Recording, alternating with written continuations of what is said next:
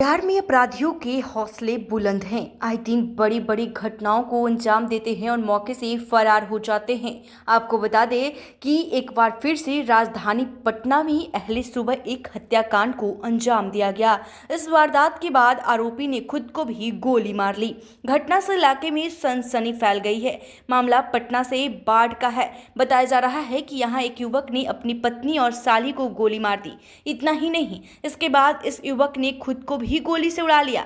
कुछ media report के मुताबिक युवक की पत्नी कई दिनों से अपने मायके में रह रही थी। वो ससुराल जाना नहीं चाहती थी, लेकिन युवक अपनी पत्नी को अपने साथ ले जाने की बात पर अड़ा था। रविवार की सुबह इस बात पर दोनों के बीच कहासुनी हुई और फिर आरोपी ने अपनी पत्नी और साली को गोली मार दी। युवक ने खुद को भी मार डाला। बताया जा रहा है कि घटना में पत्नी की मौके पर ही मौत हो गई, जबकि साली की हालत गंभीर बताई जा रही है। उनका इलाज अस्पताल में चल रहा है। आरोपी युवक का नाम दीपक कुमार बताया जा रहा है।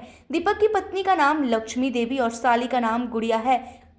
दरअसल बता दें कि जानकारी के मुताबिक दीपक मूल रूप से बिहार शरीफ का रहने वाला था।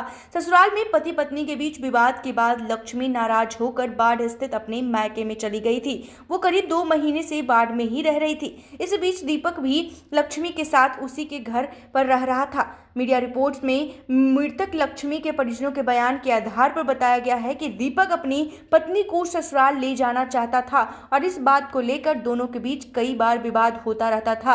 रविवार की सुबह भी इस बात को लेकर विवाद हुआ था, जिसके बाद नाराज दीपक ने अपनी पत्नी लक्ष्मी देवी को गोली मार दी। इसके बाद जब शोर शराबे को सुन लक्ष्मी की बहन गुड़िया उन्हें बचाने पहुंची तो दीपक ने उनको भी गोली मार दी। दीपक ने इसके बाद खुद को भी गोली मार ली। बहरहाल बताया जा रहा है कि इस मामले में पुलिस अब अपनी आगे की कार्रवाई में जुटी है। तो आपको बता दें कि घर में कल्ला की वजह से ये जो घटना को अंजाम दिया गया है। दरअसल बता दें कि पत्नी काफ़ी दिनों से नाराज चल रही थी पति से, इसलिए अपने मायके चली गई थी।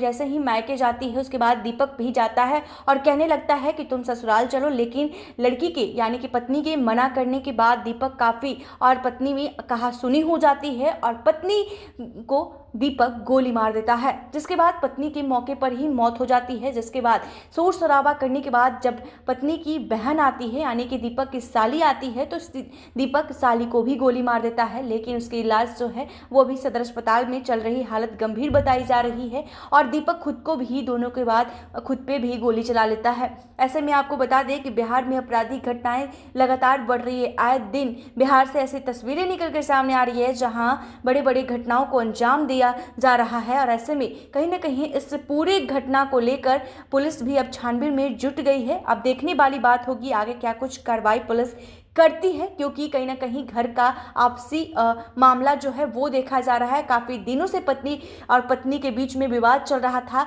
पत्नी 2 महीने से अपने मायके में ही पति से लड़कर रह रही थी। इसके बाद पति हमेशा जाता था और दोनों के बीच नोक झोंक होता था और पत्नी ससुराल जाने से मना कर देती थी। उसके बाद कल यानी रविवार को दोनों में फिर से एक बार नोक झोंक होता है, जिसके बाद अहले सुबह राजधानी पटना में जिस तरह से ये गोलियों की तड़तड़ाहट से एक बार फिर से राजधानी गूंज उठा है। तो ऐसे में देखने वाली बात होगी कि पुलिस प्रशासन इस पर क्या कुछ कार्रवाई करती है।